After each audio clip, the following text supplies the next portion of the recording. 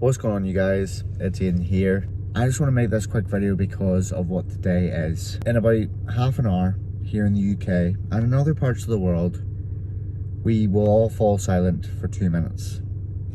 And it is a very, very special 2 minutes. It's something that we don't think about as often as we really should.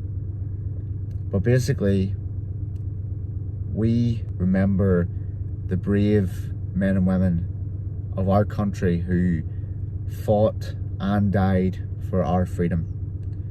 The freedom to go where we want, the freedom to do what we want, the freedom to be who we want to be and have dreams, the freedom to say what we want to say. You know, the UK and other parts of the world, you know, you can have your opinions and your disagreements and your agreements. You know, you can have your opinion and you can have the chance to talk to others about that opinion. But if our brave men and women in our armed forces hadn't won World War II, hadn't fought and died and sacrificed what they did for World War II and World War I, we would not have what we have today. I may not have any family or friends or know anyone that has fought in the world wars or in any other war and died for this country. But what I would say is, I do have family who have served in the armed forces, and I want to quickly say how respectful I am of our armed forces. You know, we have some of the toughest and bravest men and women of our armed forces today. We have some of the toughest in the world.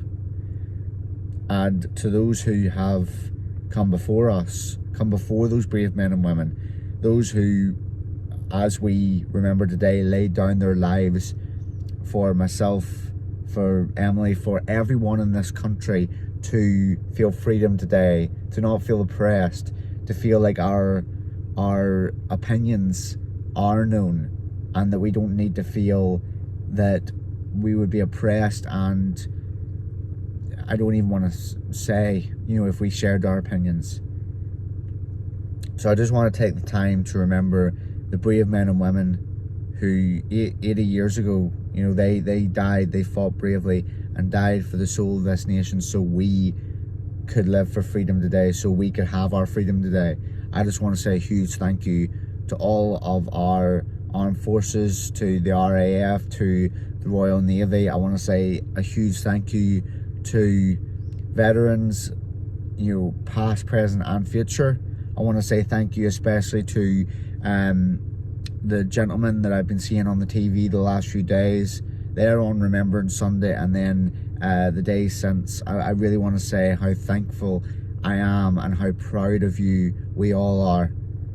And it's sometimes whenever I hear these gentlemen talk, these brave, lovely gentlemen, these strong gentlemen for what they did for us, when I hear them talk, I was watching an interview the other day and I heard one of the gentlemen who did survive World War II, he fought bravely for this country. I heard him and it hurt me so much what he had to say, but it was true about our country. It hurt me so much, but I'm not going to get into that.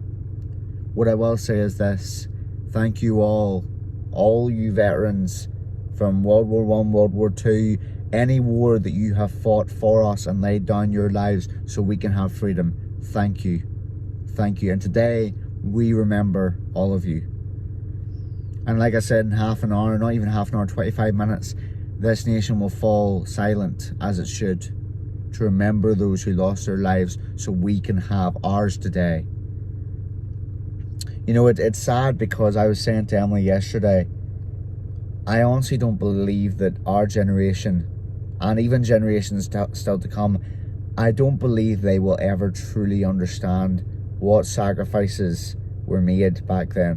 What sacrifices and what winning the war meant. Let's just say, if our great country and if our great brave men and women did not stand for us back then and lay down their lives, gave it everything they had, if they hadn't done that,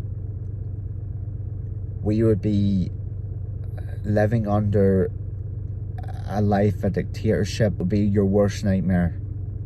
A dictatorship like no other, if we had lost that war.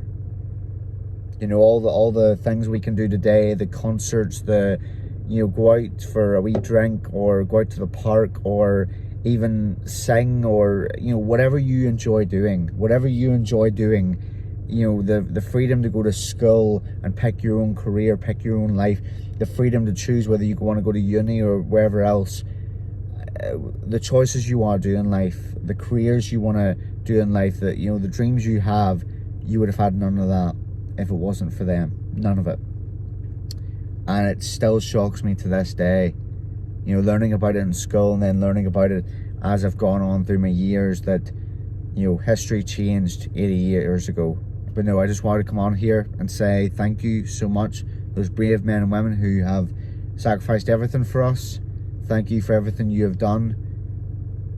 And thank you for not just fighting for us, but inspiring us to be the nation you fought for all those years ago, still today.